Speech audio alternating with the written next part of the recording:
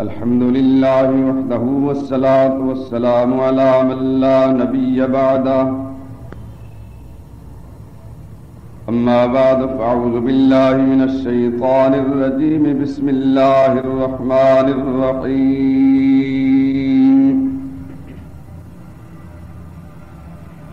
قل يا أيها الناس إن كنتم في شك من ديني فلا أعبد الذين تعبدون من دون الله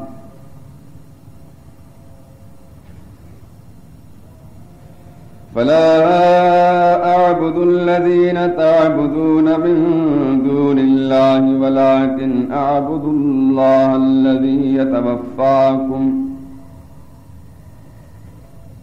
وأمرت أن أكون من المؤمنين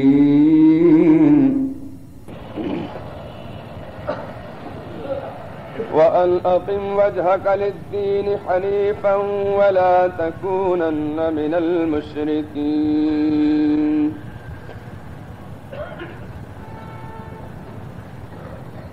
ولا تدع من دون الله ما لا ينفعك ولا يضرك فإن فعلت فإنك إذا من الظالمين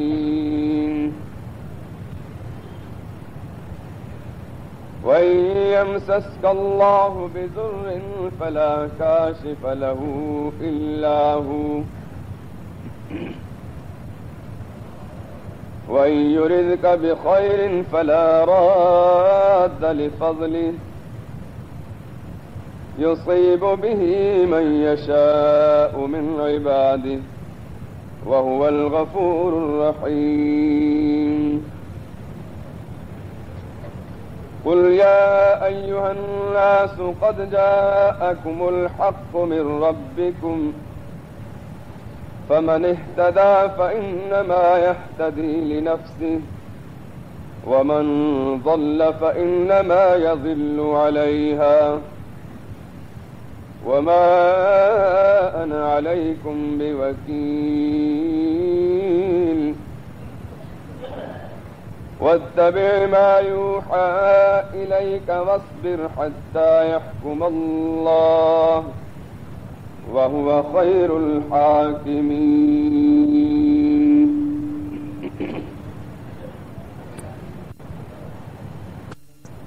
اے پیغمبر کہہ دیجئے کہ لوگو اگر تم کو میرے دین میں کسی طرح کا شک ہو تو سن لو کہ جن لوگوں کی تم اللہ کے سوا بندگی کرتے ہو میں ان کی بندگی نہیں کرتا بلکہ میں تو اللہ ہی کی بندگی کرتا ہوں جو تمہاری روحیں قبض کر لیتا ہے اور مجھ کو یہی حکم ہوا ہے کہ ایمان والوں میں سے رہوں اور یہ کہ پیغمبر آپ یکسو ہو کر دین اسلام کی پیروی کیے جاؤ اور مشرکوں میں ہرگز نہ ہونا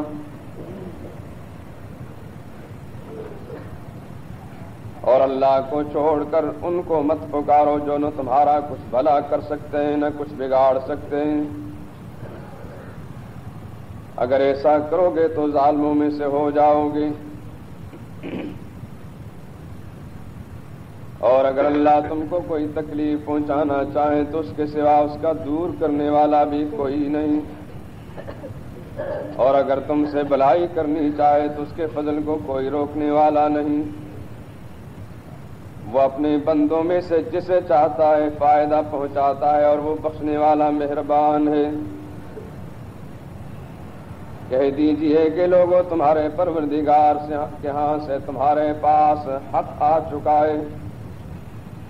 تو جو کوئی ہدایت حاصل کرنا چاہتا ہے تو ہدایت سے اپنے ہی حق میں بھلائی کرتا ہے اور جو گمراہی اختیار کرتا ہے تو گمراہی سے اپنا ہی نقصان کرتا ہے اور میں تمہارا وکیل نہیں ہوں اور اے پیغمبر آپ کو جو حکم بھیجا جاتا ہے اس کی پیروی کیے جاؤ اور تکلیفوں پر صبر کرو یہاں تک کہ اللہ فیصلہ فرما دے، وہ سب سے بہتر فیصلہ کرنے والا ہے۔ سبحان ربک رب العزت عما یصفون وسلام علی المرسلین والحمد للہ رب العالمین۔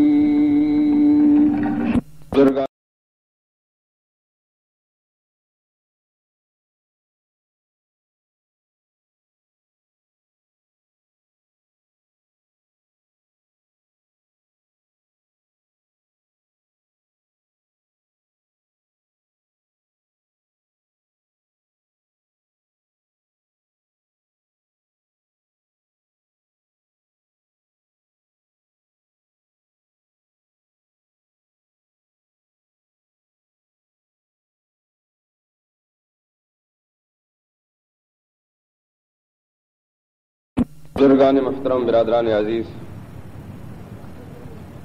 11ویں پارے میں سورہ یونس کے آخری رکوع کی 6 آیات کریمہ تلاوت کی ہیں۔ ان آیات کریمہ کے مضمون سے یہ بات معلوم ہوتی ہے کہ جناب محمد رسول اللہ صلی اللہ علیہ وسلم نے اپنے عقیدے کا اعلان فرمایا ہے۔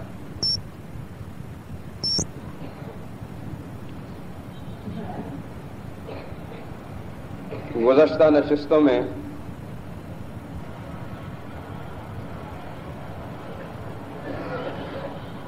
متواتر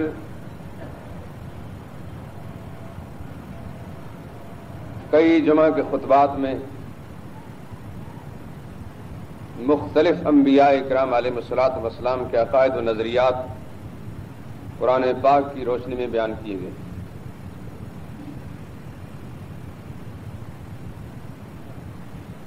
تمام انبیاء اکرام علیہ الصلوۃ والسلام کے نظریات کا احاطہ کرنا مقصود نہیں، اور فردن فردن ہر ایک کا تذکرہ کرنا اس کی بھی چندہ ضرورت نہیں۔ سمپل کے طور پر بطور نمونہ چند انبیاء اکرام علیہ الصلوۃ والسلام کے اپنے بیانات جو قرآن کریم ذکر کرتا ہے، اور اس مقدس سلسلے کے سب سے آخری پیغمبر جناب محمد الرسول اللہ صلی اللہ علیہ وسلم نے جو اپنے عقیدے کا اعلان فرمایا ہے، اور اس عقیدے کا اعلان رب العالمین کی طرف سے کرایا گیا۔ اب آج کی دنیا میں یہ بات تو کسی پر مخفی نہیں رہی۔ تعلیم یافتہ معاشرے میں اور پڑھے لکھے لوگوں کے ہاں یہ بات بالکل اظہر من الشمس ہو چکی ہے کہ خدا کے پیغمبر دنیا میں کیوں تشریف لائے تھے اور کیا کام کرتے رہے۔ بالکل دیہات کے معاشرے میں یا پہاڑ کی کسی ایسی چوٹی پر جہاں کوئی دین کی بات ابھی تک نہیں پہنچی، ان لوگوں کے لیے تو یقیناً یہ بات انوکھی ہوگی، لیکن شہری ماحول میں اور پڑھے لکھے لوگوں میں جو خود بھی صاحب مطالعہ ہوں اور اہل علم کے ساتھ نشست و برخاست رکھتے ہوں، اور خصوصاً پھر ایسی جگہوں میں جہاں شب و روز کا یہی مشغلہ اور یہی کام ہو، تو پھر میں یہ سمجھتا ہوں جیسے کہ یہ آپ کی جگہ ہے، ایسی جگہوں میں اس مسئلے کا مخفی رہنا اور کسی پر پوشیدہ رہنا یہ بہرحال اگر ناممکن نہیں تو مشکل ضرور ہے، کیونکہ میری سمجھ جہاں تک کام کرتی ہے اور میرا حافظہ جس قدر میرا ساتھ دے رہا ہے، میں نے ان 14 برس میں کوئی اہم وقت ایسا نہیں جو اس پر میں نے صرف نہ کیا۔ کیونکہ اگر دین کے نام پر اللہ کے گھر میں کوئی واعظ کیا جائے، کوئی تقریر کی جائے، کوئی بیان ہو اور اس بیان کا سلسلہ خدا کے پیغمبروں کے بیانات کے ساتھ نہ ملتا جلتا ہو، وہ بیان کرنے والا بھی وقت ضائع کر رہا ہے اور سننے والوں کا بھی وقت برباد ہو رہا ہے۔ اور خصوصاً ایسا بیان کہ جس کا تعلق ایمان کی بنیادوں کے ساتھ ہو، یا یوں سمجھیے کہ سارا دین اسلام جس بنیاد پر قائم ہو، اگر اس کا بار بار نہ ذکر کیا جائے تو یہ انبیاء اکرام علیہ الصلوۃ والسلام کی تعلیمات اور ان کی محنتوں کے ساتھ ناانصافی تو ہوگی، اس کے علاوہ امت مسلمہ پر بھی ظلم ہوگا، ان کی بھی حق تلفی ہوگی کہ وہ دین سننے کے لیے آئیں اور دین کے عنوان پر دوسری باتیں چھیڑ کر لوگوں کے وقت ضائع کیا جائے۔ میں یہ سمجھتا ہوں کہ کم از کم کسی صاحب دین کو، کسی عالم دین کو یہ زیبا نہیں، یہ مناسب نہیں کہ خلق خدا کا جو حق اس کے ذمے عائد ہوتا ہے اس کو ضائع کرے۔ اس واسطے میرے دوستوں اور بزرگوں، بطور نمونہ سابقہ انبیاء اکرام علیہ الصلوۃ والسلام کے تذکرے میں نے قرآن کریم سے چن چن کر آپ حضرات کے سامنے پیش کیے۔ آج اس سلسلے کے سب سے آخری اور سب سے بڑے پیغمبر جناب محمد رسول اللہ صلی اللہ علیہ وسلم کی زبان مبارک سے کیے گئے اعلان کو آپ حضرات کے سامنے پیش کر رہا ہوں۔ اگر تھوڑا سا وقت بچا تو پھر میں محمد رسول اللہ صلی اللہ علیہ وسلم کی امت کے جو اکابر اولیاء اللہ گزرے ہیں ان کی زبان سے بھی کچھ سناؤں گا، تاکہ یہ بات کھل کر سامنے آ جائے کہ جتنے اللہ والے گزرے ہیں، خواہ وہ خدا کے پیغمبر ہوں یا خدا کے ولی ہوں، سب کا ایک ہی مشن تھا اور ایک ہی پروگرام تھا۔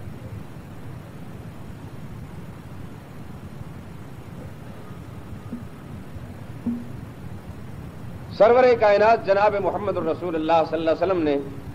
پہلے دن صفا پہاڑی پر کھڑے ہو کر جو سب سے پہلا اعلان فرمایا تھا، شاید آپ حضرات کو یاد ہو اور بھولنا نہیں چاہیے، کیونکہ ایک مسلمان اس کو اپنے آپ کے بارے میں اتنی معلومات نہیں رکھنا چاہیے جتنا کہ اپنے نبی کے بارے میں معلومات ہوتی ہے۔ اور یہ بات میں اپنی طرف سے نہیں کہہ رہا، قرآن کریم کے حوالے سے کہہ رہا ہوں۔ اللہ فرماتے ہیں کہ جو اہل ایمان ہیں ان کے مومن ہونے کی علامت یہ ہے کہ وہ اپنے آپ کے کی بجائے اپنے نبی کو زیادہ پہچانتے ہیں۔ یہ دلیل ہوگی اس بات کی کہ وہ مومن ہے کہ اپنا جاننا اور پہچاننا اتنا ضروری نہیں، اپنی ذات سے زیادہ نبی کی ذات اس کے قریب ہونی چاہیے۔ النبی اولی بالمؤمنین من انفسہم، قرآن کریم کی آیت کہ نبی کی ذات زیادہ قریب ہونی چاہیے اہل ایمان کے اپنی جانوں سے بھی۔ ظاہر ہے کہ جان کے بارے میں انسان زیادہ بہتر جانتا ہے، لیکن اہل ایمان کے لیے کو یہ پابند کر دیا گیا کہ تم اپنے آپ کو اتنا نہ پہچانو جتنا اپنے نبی کی ذات کو پہچانو۔ تو نبی کی ذات کا پہچاننا اور نبی کے حالات کا جاننا امت کی ذمہ داری۔ پہلے دن صفا پہاڑی پر کھڑے ہو کر سرکار دو عالم صلی اللہ علیہ وسلم نے جو اعلان فرمایا اسے آپ دل و دماغ میں بٹھا لیں۔ پہلی بات رسول اللہ صلی اللہ علیہ وسلم نے یہ فرمائی، بآواز بلند فرمایا کہ اے میرے خاندان کے لوگوں، میرے رشتہ داروں، فلاں فلاں چچا،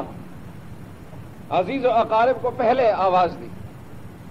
اور اس کے بعد عمومی آواز لگائی کہ اے قریش مکہ، ایک بات کہنا چاہتا ہوں، ذرا اکٹھے ہو جاؤ۔ اس سے پہلے محمد رسول اللہ صلی اللہ علیہ وسلم کی ذات اقدس اپنے اور بیگانوں کے درمیان صادق اور امین کی حیثیت سے معروف تھی، جانی پہچانی شخصیت تھی رسول اللہ صلی اللہ علیہ وسلم کی، لیکن رسول ہونے کی حیثیت سے اور نبی ہونے کی حیثیت سے نہیں، بلکہ ایک دیانت دار ایک سچا اور ایک امانت دار نوجوان ہونے کی حیثیت، انتہائی صاحب کردار اور بلند کیریکٹر کا مالک نوجوان ہونے کی حیثیت، سب اپنے بیگانے اس بات کو تسلیم کرتے تھے کہ ایسا آج تک کسی ماں نے جنا نہیں۔ یہ مسلمات میں گویا بالفاظ دیگر یوں سمجھیے کہ اس وقت محمد الرسول اللہ صلی اللہ علیہ وسلم کی ذات اقدس کے ساتھ پوری عقیدت موجود تھی ساری قوم۔ ظاہر ہے کہ ایسا شخص اگر کوئی آواز دے گا تو کون نہیں سنے گا؟ سب جمع ہو گئے، فرمایا هل وجدتمونی صادقا او کاذبا، یہ حدیث کے الفاظ ہیں، هل وجدتمونی صادقا او کاذبا، میری برادری کے لوگوں، میرے قومی بھائیوں،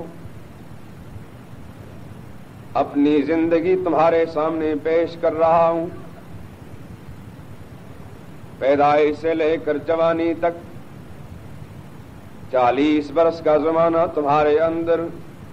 گزار چکا ہوں۔ ذرا یہ تو بتائیے، کیا تم نے اس عرصے میں مجھے سچا پایا یا جھوٹا؟ کوئی انسان کھڑا ہو کر اپنی معلومات کے مطابق یا مشاہدے کے مطابق اگر اسے میری زندگی میں کوئی عیب نظر آیا ہے، کوئی داغ میرے کریکٹر کردار میں نظر آیا ہے تو بآواز بلند کہہ سکتا ہے۔ قرآن اسی کی تعبیر یوں کہتا ہے، فَقَدْ لَبِثْتُ فِيكُمْ عُمُرًا مِّن قَبْلِهِ أَفَلَا تَعْقِلُونَ، میں عمر کا ایک بڑا حصہ تمہارے اندر گزار چکا ہوں، تم اچھی طرح جانتے ہو۔ بتاؤ تو صحیح، میرے اندر کوئی داغ اور کوئی عیب دیکھا، کوئی خامی، کوئی نقص، میری نگاہ کو کہیں کسی غلط جگہ میں اٹھتے دیکھا ہو، غلط سمت پر قدم بڑھتے ہوئے کسی نے دیکھے ہوں، میری زبان سے کسی نے بدگوئی کا کوئی جملہ سنا ہو، کسی کو گالی دی، کسی پر کیچڑ اچھالے ہوں، کسی کی شان میں گستاخی اور توہین کی ہو، آپ حضرات کو کھلی اجازت ہے، بتا سکتے ہیں۔ حدیث میں آتا ہے قالوا جربنا لك مرارا، سب اپنے بیگانے یک زباں ہو کر بآواز بلند اعلان کرنے لگے، محمد صلی اللہ علیہ وسلم جربنا لك مرارا، خاندان والے کہنے لگے اے ہمارے بھتیجے، برابری والے کہنے لگے ہمارے بھائی، قریشی کہنے لگے ہمارے قومی بھائی، سچے صادق اور امین انسان محمد، ہم نے آپ کی 40 سالہ زندگی میں سرسری نگاہ سے آپ کو دیکھا ہی نہیں، بلکہ بارہا ہم نے تجربے بھی کیے اور آزماتے بھی رہے، کیونکہ سرسری نظر سے کسی کو دیکھ کر فیصلہ کر لینا بعض اوقات غلطی کا امکان ہو جاتا ہے، لیکن اگر کسی کو پرکھا جائے، تجربہ کیا جائے تو اس کے بعد سچ اور جھوٹ کا پوری طرح پتہ چل جاتا ہے۔ اس لیے کہنے لگے جربنا لك مرارا، ہم نے آپ کا تجربہ بھی کیا ہے اور آزمایا بھی ہے، اور آزمائش اور تجربہ ایک بار نہیں تھا، مرارا کئی بار آزما چکے ہیں۔ وما وجدنا فيك الا صدقا، ہم نے ہر بار جو ہی تجربہ کیا اور جس زاویے سے تجربہ کرتے رہے، ہم نے سوائے سچائی کے، دیانت اور امانت کے کچھ بھی نہیں پایا۔ آپ کیا کہنا چاہتے ہیں ہمیں؟ آپ نے اپنی زندگی جو ہمارے سامنے پیش کی ہے اس کا تو حاصل یہ ہے، پوری قوم نے یک زباں ہو کر محمد رسول اللہ صلی اللہ علیہ وسلم کے حق میں فیصلہ دے دیا، یہ وہی لوگ ہیں جو پہلے سوال کے جواب میں اس طرح اپنے نظریات کا اعلان کر رہے ہیں۔ سرور کائنات جناب محمد رسول اللہ صلی اللہ علیہ وسلم نے فرمایا، ایک دوسری بات پیش کرتا ہوں کہ اگر میں یہ کہوں کہ سامنے والی پہاڑی کے پیچھے سے تمہارا دشمن آ رہا ہے تم پر حملہ کرنے کے لیے، جو تمہیں نظر نہیں آ رہا لیکن اس کے آنے کی اطلاع میں دے دوں، بالفرض وہاں دشمن ہو یا نہ ہو، لیکن میں کہہ دوں کہ دشمن آ رہا ہے حملہ آور ہونے کے لیے، تمہاری پوری قوم میں سے کسی آدمی نے اس کو نہ دیکھا ہو اور نہ کسی کو پتا ہو کہ کوئی ہمارا دشمن بھی ہے جو ہم پر حملہ آور ہو سکتا ہے، ایسی صورت میں تمہارا کیا جواب ہوگا؟ دیکھیں کس انداز سے محمد رسول اللہ صلی اللہ علیہ وسلم اپنی سچائی کو، اپنی صداقت کو ان کے سامنے پیش کر رہے ہیں۔ اس کے جواب میں انہوں نے کہا، محمد ہمیں اپنی اولاد کے واقعی اور حقیقی ہونے میں شبہ تو ہو سکتا ہے، مگر تمہاری زبان سے نکلی ہوئی کسی بات میں شک اور شبہ کی کوئی گنجائش نہیں۔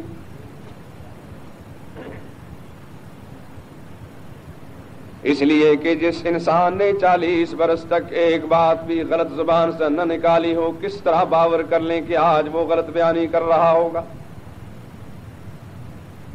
سرور کائنات جناب محمد رسول اللہ صلی اللہ علیہ وسلم نے فرمایا، دو باتوں میں تم نے میرے حق میں فیصلہ دے دیا، میری سچائی اور صداقت بیان کر دی، ایک تیسری بات پیش کرتا ہوں، اور وہ تیسری بات یہ، کان کھول کر سن لو، قولوا لا الہ الا اللہ۔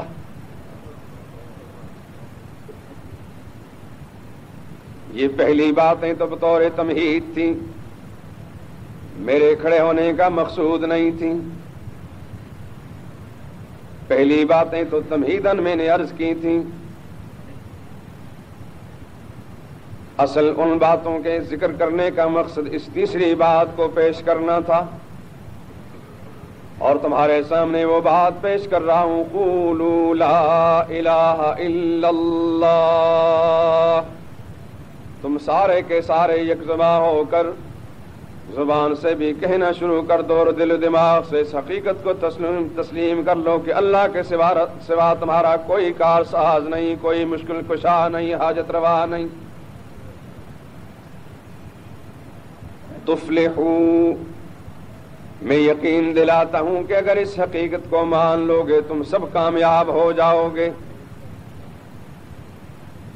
ایک کامیابی کا نسخہ ایک سیر تمہارے سامنے پیش کر رہا ہوں، بڑے بھی کامیاب ہوں گے، چھوٹے بھی، میرے خاندان والے بھی، باہر والے بھی، مرد بھی اور عورتیں بھی، اگر کامیابی حاصل کرنا چاہتے ہیں۔ اور واقعہ یہ ہے کہ دنیا میں کوئی ذی شعور انسان اپنے آپ کو ناکام اور نامراد ہوتا نہیں دیکھ سکتا، ہر انسان چاہتا ہے کہ میں کامیاب ہو جاؤں۔ تو سن لو پھر، آج وہ شخص تمہارے سامنے یہ اعلان کر رہا ہے جس کو تم بھی مانتے ہو کہ اس سے زیادہ سچا انسان کوئی نہیں۔ اگر تمہیں میرے سچے ہونے میں پورا یقین ہے تو اس بات کو بھی تسلیم کر لو کہ تمہیں کامیابی کا گر بتا رہا ہوں، لا الہ الا اللہ۔ اس حقیقت کو مان لو، تمہاری کامیابی ہے، آنے والی نسلیں بھی کامیاب ہو جائیں گی۔ یہ پہلی آواز تھی محمد رسول اللہ صلی اللہ علیہ وسلم کی صفا پہاڑی پر۔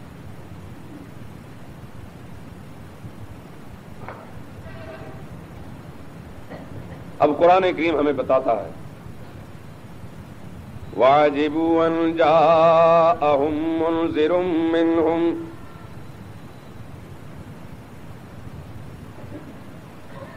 یہ بات سن کر سارے کے سارے متحیر و سرگردان رہ گئے، حیرانی کے عالم میں کہنے لگے، محمد تم ہمارے ساتھ مذاق کر رہے ہو یا سنجیدگی کے ساتھ یہ بات پیش کر رہے ہو؟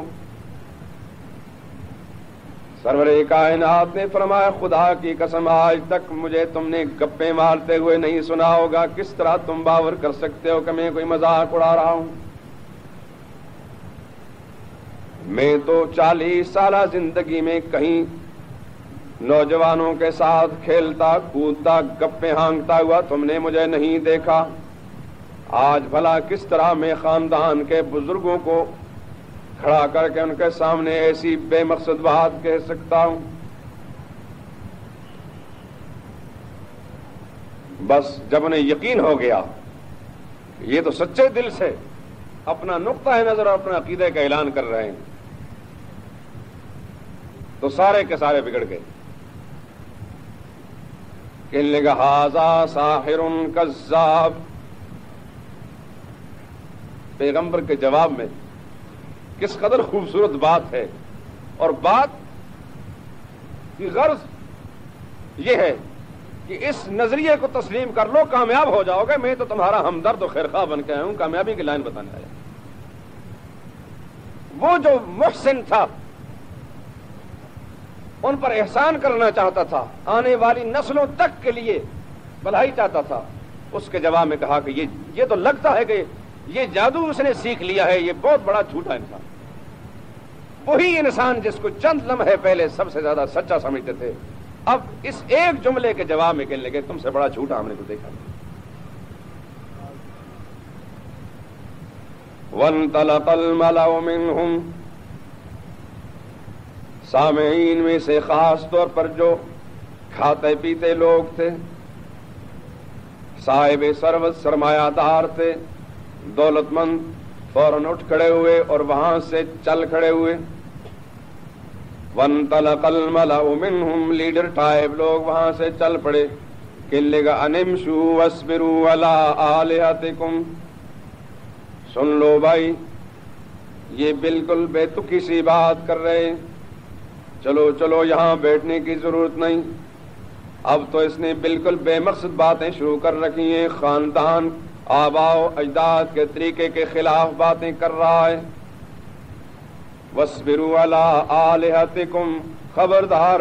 اس کے اس ایک جملے کے اندر جو حقیقت مضمر اور پنہاں نظر آتی ہے بڑی خطرناک ہے. اس پہ غور کرنے کے بعد تو یہ معلوم ہوتا ہے کہ ہمارے 360 الہ جو خانہ کعبہ کے اندر کھڑے کیے ہوئے نصب کیے ہوئے مختلف حاجات اور ضروریات کی تکمیل کے لیے جو بڑوں سے آباء و اجداد سے سلسلہ چلا آ رہا ہے، یہ سارے کے سارے سلسلے کو غلط قرار دیتا ہے، ختم کرنا چاہتا ہے. اس کی اس ایک بات سے یہ بات معلوم ہوتی. اہل لسان تھے نا، صاحب زبان تھے، اس واسطے جس کی زبان میں جو بات کی جائے فوراً سمجھ جاتا ہے، مقصد کو بھانپ لیتا ہے. ایک لا الہ الا اللہ کے جملے کے اندر انہیں خطرہ نظر آیا کہ سارا آباء و اجداد کا دین و مذہب اور وہ سارا خاندان اس کی جو عمارت صدیوں سے ہم بنا کر رکھی تھی وہ ساری کی ساری دڑام سے زمین پر آ جائے گی اگر اس حقیقت تسلیم کر لیں گے. میں ایک بات کہا کرتا ہوں، وہ صاحب زبان تھے، مادری پدری زبان تھی، ایک جملہ سن کر پورا مقصد انہوں نے سمجھ لیا محمد رسول اللہ صلی اللہ علیہ وسلم. اور انہی لمحات کے اندر مخالفت پر کمر بستہ ہو گئے اور منہ میں جو آ رہا تھا کہہ رہے تھے. آج کی اس دنیا میں ایک بار نہیں 1 کروڑ بار بھی اگر لا الہ الا اللہ، صرف لا الہ الا اللہ محمد رسول اللہ پڑھتے رہیں کوئی مخالف نہیں ہوگا. وجہ یہ ہے کہ یہ لا الہ الا اللہ عربی زبان میں، اور جس کی زبان پنجابی ہو، جس کی زبان اردو ہو یا پشتو ہو یا سندھی ہو یا بلوچی ہو یا بروئی ہو، اس کے سامنے عربی کا جملہ رکھ دیا جائے، ظاہر بات ہے کہ اپنی مادری اور پدری زبان نہ ہونے کی بنا پر اس جملہ پڑھنے والے کے مقصد کو نہیں پہچان سکتا. زیادہ سے زیادہ اگر وہ سمجھتا ہوگا تو اس کا لفظی تم اپنے آپ کو مسلمان قرار دے رہے ہو، آؤ ذرا تمہارے سامنے کلمے کی حقیقت میں کھولتا ہوں، کلمے کا مفہوم بیان کرتا ہوں، کان لگا کر اس کو سنو اور یوں کہنا شروع کرے، لا الہ الا اللہ محمد الرسول اللہ۔ لا کا معنی نہیں، پہلے اسے نفی شروع کر دیا، پہلا جملہ نفی پر مبنی، لا الہ نہیں کوئی الہ، کوئی الہ نہیں۔ الہ کیا ہے؟ یہی تو مشکل جملہ ہے، اسی کو تو نہیں سمجھتے، پڑھتے ہیں سمجھتے نہیں۔ کوئی الہ نہیں، کوئی خالق نہیں، پیدا کرنے والا نہیں، کوئی الہ نہیں، کوئی روزی دینے والا نہیں، کوئی الہ نہیں، بیماری لانے، کوئی الہ نہیں، بیماری لانے والا اور بیماری کو ہٹانے والا کوئی نہیں، الہ نہیں،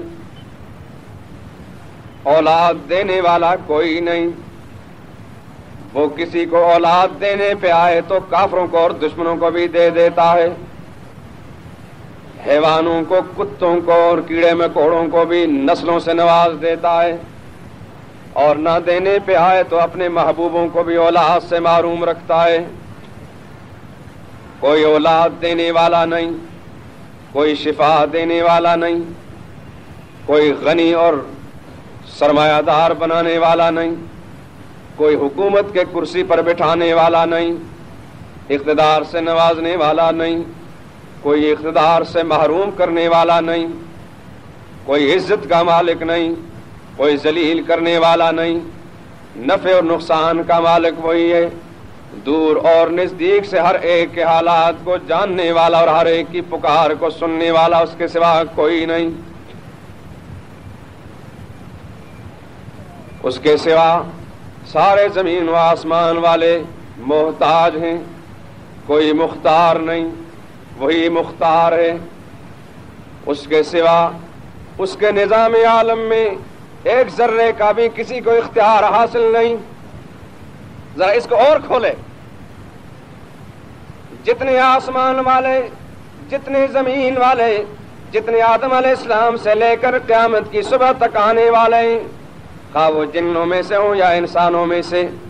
چھوٹے درجے کے انسان ہوں یا اونچے درجے کے انسان، خواہ وہ انبیاء کرام ہوں یا صحابہ کرام ہوں یا اللہ کے ولی ہوں، جن ہوں یا انسان، اللہ کے نظام عالم میں، اس کے کارخانہ قدرت میں رب العالمین نے خود اعلان کر کے، چیلنج کر کے بتا دیا ہے کہ یہ سارے بڑے چھوٹے اگلے پچھلے زمین آسمان والے میرے نظام عالم میں ایک مکھی بھی نہیں بنا سکتے۔ صرف ایک نہیں، اگلے پچھلے جمع ہو جائیں، لن یخلقوا ذبابا ولو اجتمعوا لہ۔ ہے دنیا میں کوئی میری اس بات کو غلط ثابت کرنے والا تو میدان میں آئے۔ میں خالق کائنات اعلان کر رہا ہوں، اپنی اس سچی کتاب میں اعلان کر رہا ہوں جو صبح قیامت تک اس کی زہر زبر میں اور اس کے نقطے حرکات سکنات میں کوئی تبدیلی ناممکن ہو سکے گی۔ میں اعلان کر رہا ہوں، اس لیے نہ تو میرے چیلنج کو کوئی قبول کر سکتا ہے، نہ میری بات کو کوئی رد کر سکتا ہے۔ لن یخلقوا ذبابا، ہرگز نہ بنا سکیں گے ایک مکھی بھی۔ میں نے اپنے نظام عالم میں مرتبے تو بڑے بڑے دیے، بڑی بڑی شانیں عطا کی، نبوت کے مقام پر بٹھا دیا، رسالت کے منصب سے نواز دیا، اور نبیوں کے بعد صحابیت کے شرف سے نوازا، ولایت کے مقام پر بٹھا دیا، مقبول الدعا تو بنایا ہے، لیکن اپنے نظام عالم میں اختیار کا ایک ذرہ بھی کسی کو سپرد نہیں کیا۔ جو چیزیں میری ذات کے مناسب ہیں ان پر میں نے اپنا ہی کنٹرول رکھا ہے۔ جن چیزوں کا تعلق نظام الوہیت کے ساتھ ہے، ان پر میرا ہی اختیار ہے، میں نے ایک ذرہ بھی کسی کو نہیں دیا۔ لن یخلقوا ذبابا، پڑھ کر دیکھ لیں 17ویں پارے میں سورہ حج کا آخری رکوع کی پہلی آیت، حوالہ بھی پیش کر رہا ہوں، اور اللہ کے سمجھانے پر قربان جائیں۔ اس مسئلے کو سمجھانے کے لیے بڑی زبردست تمہید باندھی گئی۔ مسئلہ جو اہم ہے، ہم اگر کسی چیز کو اپنے نقطہ نظر سے اہم سمجھیں، اس کے لیے کتنی لمبی چوڑی تمہیدیں باندھ کر اس بات کو پیش کرتے ہیں تاکہ ہماری محنت ضائع نہ جائے۔ رب کائنات نے بھی اس مسئلے کو سمجھانے کے لیے، چونکہ دنیا والوں کے ذہنوں کو صاف کرنا تھا، ہو سکتا ہے کسی کے ذہن کے اندر یہ وسوسہ اٹھے کہ جناب اتنے بڑے بڑے شان والے خدا کے پیغمبر دنیا میں گزرے ہیں، وہ کچھ نہیں کر سکتے؟ اتنی بڑی بڑی شانوں والے خدا کے ولی دنیا میں گزرے ہیں، تو اس کا تو مطلب یہ ہوا کہ ان کے پاس کچھ بھی نہیں اختیار۔ تو چونکہ رب العالمین اعلان کر رہے ہیں، اس واسطے رد بھی کوئی نہیں کر سکتا۔ فرمایا ایھا الناس، اے دنیا بھر کے انسانوں، صرف اہل ایمان کو خطاب نہیں کیا گیا، یوں نہیں فرمایا یا ایھا الذین آمنوا، اس کی بجائے یا ایھا الناس، اے وہ طبقات جو اپنے آپ کو انسان کہتے ہو، ایھا الناس، دنیا بھر کے انسانوں، اپنے اور بیگانے، موافق اور مخالف، مسلمان کہلانے والے ہوں یا غیر مسلم، اس حقیقت کو سارے کے سارے متفق ہو کر، متحد ہو کر، کان لگا کر سنو۔ ضرب مثل، تمہارے سامنے ایک مسئلہ سمجھانے کے لیے ایک مثال بیان کی جاتی ہے، فاستمعوا لہ، استماع کا معنی عربی زبان میں کان لگا کر سنو۔ تمہید باندھی ہے نا، تمہید بڑی اہم، یوں نہیں سرسری سنو نہیں، کہ فاستمعوا لہ، سرسری سننے کی بجائے غور سے سنو، کان لگا کر سنو۔ یا اللہ، اتنی اہم سی کون سی بات ہے جس کے لیے اس قدر اہتمام کیا جا رہا ہے؟ فرمایا وہ بات یہ، ان الذین تدعون من دون اللہ، جن کے بارے میں اگر تم میں سے کسی شخص کا کوئی نظریہ یا عقیدہ ہو اور اس عقیدے کی بنا پر اس کو پکارتا ہو اپنی حاجتوں اور مشکلوں میں، یہ سمجھ کر کے وہاں سے اولاد ملتی ہے، یہ سمجھ کر کے وہاں سے بیماری دور ہو جائے گی اس لیے اس کو پکارتا ہوں، یہ سمجھ کر کے وہاں سے حکومت ملتی ہے، اقتدار ملتا ہے، یہ سمجھ کر کے وہاں جانے اور حاضری دینے سے ہمیں کھیلوں کے اندر کامیابی ملتی ہے، اگر کسی کا یہ عقیدہ ہو تو وہ کان کھول کر سن لے، ان الذین تدعون من دون اللہ، اس خالق کائنات کو چھوڑ کر وہ جو زندہ ہے، جس پر موت ہرگز نہیں آئے گی، ہمیشہ ہمیشہ سے زندہ ہے، ساری طاقتوں کا مالک، اتنا بڑا طاقتور کہ آسمان کو بھی سنبھالا ہوا ہے اور زمین کو اور سارے جہان کو سنبھالا ہوا ہے، اگر اس کے دروازے کو، اس کی طاقت کو بھول کر، فراموش کر کے، اگر کسی بھی مخلوق کو یہ سمجھ کر کہ وہ ہماری پکاریں سن کر پوری کرتے ہیں اور حاجت روائی مشکل کشائی کرتے ہیں، تو آؤ کان کھول کر سن لو، میں اعلان کر رہا ہوں، ہے کسی کے پاس کوئی اس کے رد کرنے کے لیے دلیل تو پیش بھی کرے۔ لن یخلقوا ذبابا، بڑے بڑے کام کرنا تو رہا درکنار، 10 پاؤنڈ کا بچہ دینا تو رہا درکنار، رزق دینا درکنار، حکومت کی کرسی پر بٹھانا درکنار، اقتدار سے محروم کر دینا رہا درکنار، میں نے تو اتنا بھی اختیار ان بڑے بڑوں کو نہیں دیا۔ لن یخلقوا ذبابا، وہ میرے نظام عالم میں ایک مکھی بنانے کا اختیار بھی نہیں رکھتے۔ بڑی بڑی چیزیں پیدا کرنا، بنانا تو بہت دور کی بات، ایک مکھی پر بھی کنٹرول میں نے نہیں دیا کہ مکھی ہی بنا لے، چھوٹی سی مخلوق ہے، بچہ تو کئی پاؤنڈ کا ہوتا ہے، چھوٹی سی مکھی جو تلنے میں کوئی وزن ہی نہیں رکھتی، جس کا کوئی وزن ہی نہیں، اگر آپ اس کو ترازو میں رکھ لیں، مکھی بھی نہیں بنا سکتے۔ وَلَوِ اجْتَمَعُوا لَهُ، ایک نہیں سارے اگلے پچھلے جن و انسان اکٹھے ہو جائیں مکھی نہیں بنا سکیں گے۔ وَإِن يَسْلُبْهُمُ الذَّرَّةُ شَيْئًا، اگر انہیں ذرہ بھی کوئی چیز مل جائے، لَا يَسْتَطِيعُونَ مِنْهُ شَيْئًا، تو وہ اس سے کچھ نہیں کر سکیں گے۔ اس پر بس نہیں کیا رب العالمین، ایک قدم آگے بڑھ کر مزید بات کو کھول کر رکھا. وَإِن يَسْلُبْهُمُ الذُّبَابُ شَيْئًا لَا يَسْتَنقِذُوهُ مِنْهُ. ارے مکھی پیدا کرنا تو بہت مشکل کام ہے. سب سے پہلے تو اس کا میٹیریل کہیں سے موجود کرنا ہوگا، خام مال جس سے اس کا بدن بنتا ہے، جس سے اس کے پیر اور پر بنتے ہیں، سر بنتے ہیں، اور اس سر چھوٹے سے سر میں آنکھیں بنے گی. میٹیریل پیدا بھی کر لیا جائے، اس کے بعد کون سا قالب ہے جس قالب میں اس چھوٹے سے بدن کو رکھ کر ڈھالا جائے گا کہ ہر اندام اور عضو وہاں فٹ ہو جائے، اور سب سے آخر میں اس کے اندر زندگی کی روح پھونک دی جائے. یہ تو بہت مشکل کام ہے. اس کو چھوڑو، میں نے تو یہاں تک بھی چیلنج دیا ہے دنیا میں کوئی ماں کا لال تو آئے میدان میں اس کو رد کر کے دکھا دے. وَإِن يَسْلُبْهُمُ الذُّبَابُ شَيْئًا. میں نے یہ چھوٹی سی مخلوق مکھی جو بنائی ہے، اگر یہ بڑے بڑے جتنے بھی بڑے ہوں، فرض کرو یہ کھانا کھانے کے لیے بیٹھے، یا ان کے نام کی نیازیں اور نذرانے اور چڑھاوے جو چڑھائے جاتے ہیں، یہ مکھی ان کے کھانے میں سے یا ان کے نام کی نیازوں میں سے کوئی ذرہ اٹھا کر بھاگ جائے، لا یستنقذوہ منہ. میں چیلنج دیتا ہوں سارے مل کر مکھی سے اس کو چھین نہ سکیں گے. میرے دوستوں، جو قصے کہانیوں نے تو ہماری ساری قوم کو غلط راستے پر لگا دیا ہے. خدا کا قرآن بھی تو سنیں، اور اللہ کا واسطہ خدا کی کتاب میں غور کریں. یہی ہے وہ محنت محمد رسول اللہ صلی اللہ علیہ وسلم. اسی قرآن کی خاطر محمد رسول اللہ صلی اللہ علیہ وسلم مکہ میں مارے کھاتے ہیں. یہ قرآن سنایا تھا محمد رسول اللہ صلی اللہ علیہ وسلم نے. کوئی ہیر رانجھے کے قصے نہیں سنایا نبی نے. اگر کوئی قصہ ہے تو وہ قرآن کے اندر کا ہے، اس سے بھی کوئی عبرت مقصود ہے، کوئی نصیحت مقصود. قرآن کی خاطر محمد رسول اللہ کا بدن مبارک لہو لہان ہوا. یہ خدا کا پیغام محمد رسول اللہ صلی اللہ علیہ وسلم سنا رہے تھے، جس کے لیے صحابہ کی گردنیں کٹوائی نبی نے. قرآن کی خاطر 3 برس تک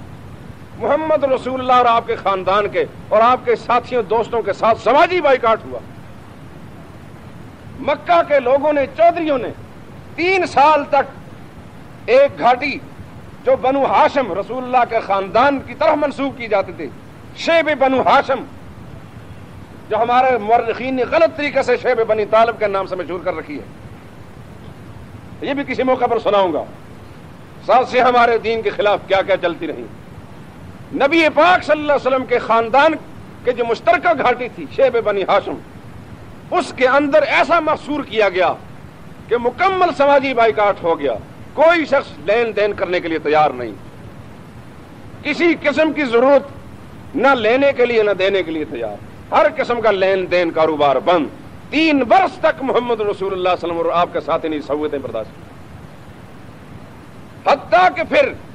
وہ اپنا وطن معلوف اور وہ آبائی وطن، اپنا گھر جہاں موجود، خاندان والے جہاں موجود، ایسے حالات پیدا کیے گئے کہ خدا کے نبی کو انتہائی مشکل کے عالم میں بادل ناخواستہ مکہ مکرمہ بھی چھوڑنا پڑا. اور جس وقت رسول اللہ ہجرت کی رات مکہ مکرمہ سے نکل رہے تھے، چلتے چلتے اس جگہ پر پہنچے جہاں سے مکہ نظر آ رہا تھا، اور آخری منزل پر پہنچے جہاں سے غائب ہونے لگے تھے. مڑ کر محمد رسول اللہ صلی اللہ علیہ وسلم نے بیت اللہ پر نظر ڈالی اور مکہ کو دیکھ کر برستی آنکھوں سے خدا کے پیغمبر نے فرمایا، اے کعبہ، خدا کی قسم روئے زمین پر تجھ سے زیادہ مقدس میری نگاہ میں کوئی جگہ نہیں ہے. اے خدا کے گھر، تجھ سے زیادہ پیارا مجھے نہیں، روئے زمین پر تجھ سے زیادہ مقدس جگہ میرے لیے کوئی نہیں. میں خوشی سے نہیں چھوڑ رہا تجھے، تیرے باشندے مجھے یہاں رہنے نہیں دیتے، میں بادل ناخواستہ یہاں سے جا رہا ہوں. آپ اندازہ فرمائیں کہ نبی کے قلب و جگر کی کیا حالت ہوگی. کن حالات میں محمد رسول اللہ نے مکہ چھوڑا ہے. لیکن کیوں چھوڑا؟ میرے دوستو، اس تصور کو مت بھولیے چھوڑا صرف خدا کی توحید کے لیے. ان کو دشمنی رسول اللہ کے ساتھ اور نہیں تھی کسی معاملے میں کہ کوئی قتل مقاتلے کا مسئلہ تھا یا کوئی لین دین کا جھگڑا تھا. ایک ہی بات پر دشمنی تھی رسول اللہ کے ساتھ, اور وہ یہ کیوں کہتے ہیں کہ اللہ کے سوا کچھ کرنے والا کوئی نہیں ہے. یہ ہمارے آباء و اجداد کے عقیدے کے خلاف ہے. ہمارا خاندانی مذہب اس سے جھوٹا ثابت ہوتا ہے. محمد رسول اللہ صلی اللہ علیہ وسلم نے فرمایا آباء و اجداد کسی شرعی دلیل کا نام نہیں, اور ان کے گھڑے ہوئے طریقوں کا نام بھی کوئی شرعی دلیل نہیں. شرعی دلیل وہی ہے جو رب العالمین نے قرآن کی شکل میں نازل فرما دی ہے. یہ تھا وہ قصور اور یہ تھا وہ جرم محمد رسول اللہ صلی اللہ علیہ وسلم کا, جس کی بنا پر رسول اللہ صلی اللہ علیہ وسلم کو وہاں سے باہر نکلنا پڑا. لیکن کیا کوئی جانتا ہے اس بات کو, یا کسی کو معلوم ہے کہ حضور صلی اللہ علیہ وسلم نے یہ سب قیمتیں ادا جو کی ہیں اس مشن کو چھوڑ دیا؟ رسول اللہ صلی اللہ علیہ وسلم ایک انچ بھی اپنے موقف سے نہیں تبدیل. ابو طالب نے ایک موقع پر یہ کہا میرے بھتیجے اپنے حال پر رحم کیجیے, ہمارے حال پر بھی رحم کیجیے. خاندان کے لوگ بھی مخالف ہیں, خود بھی ابو طالب مخالف تھا. فرق صرف اتنا تھا کہ ابو طالب کھلم کھلا رسول اللہ صلی اللہ علیہ وسلم کے مقابلے میں نہیں آتا, جس طرح کہ ابو لہب آتا تھا. وہ بھی چچا ہے, یہ بھی چچا. اتنی سی بات تھی, اور اس کی شاید بڑی وجہ یہ ہے کہ وہ لنگڑا تھا, چلنے پھرنے سے کاروبار کرنے سے معذور تھا, اور کثیر العیال ہونے کی بنا پر ایک بیٹا حضرت عباس اپنے بھائی کو دے دیا کفالت کے لیے, اور ایک بیٹا حضرت علی جو ہے رسول اللہ صلی اللہ علیہ وسلم کو دے دیا. کہنے لگا کہ کیوں آپ نے سارے خاندان کی اور ساری قوم کی مخالفت مول لی ہوئی, کیوں نرمی نہیں کرتے آپ؟ کچھ نرمی کریں ہم پر بھی اور اپنے آپ پر. سرکار دو عالم صلی اللہ علیہ وسلم نے فرمایا میرے چچا جان, میں خاندان کے بلبوتے پر اور ان کے بھروسے پر خدا کا پیغام نہیں سنا رہا. یہ سوچ نہیں کہ خاندان کا ساتھ دے گا. مجھے جس نے بھیجا ہے نبی بنا کر, میں اس کے بھروسے پر, اس کے توکل پر یہ خدا کا پیغام سنا رہا ہوں. یہ مکہ والے نظام شمسی کو میرے دائیں ہاتھ میں اور نظام قمری کو بائیں ہاتھ میں ملا کر رکھ دیں, خدا کی قسم اپنی جان بھی خدا کے حوالے کر دوں گا, اس مشن کو چھوڑنے کے لیے تیار ہے. میرے دوستو, نبی نے جس قدر اس مشن کے لیے, اس پروگرام کے لیے تکلیفیں برداشت کی, کیوں آج یہ امت اس کے ساتھ ظلم کر رہی ہے؟ ہمارا مسلمان آج کیوں پیغمبر کی محنتوں کا خون کر رہا ہے؟ کیوں نہیں مانتے اس بات کو خدا کے سوا کوئی کچھ کرنے والا نہیں؟ خدا کی توحید پر آ جاؤ, انشاءاللہ جیسا نبی نے فرمایا تھا کامیاب ہو جاؤ گے. اپنے عزیز و قارب, دوست, رشتہ دار, اپنے محلہ دار, ان کو بھی خدا کی توحید کا سبق پڑھاؤ, انشاءاللہ آنے والی نسلیں بھی کامیاب ہو جائیں گی. اللہ سے دعا مانگتے خدا پاک ہمیں اسی عقیدہ توحید پر قائم و دائم فرمائے اور اسی پر ہمارا خاتمہ فرمائے.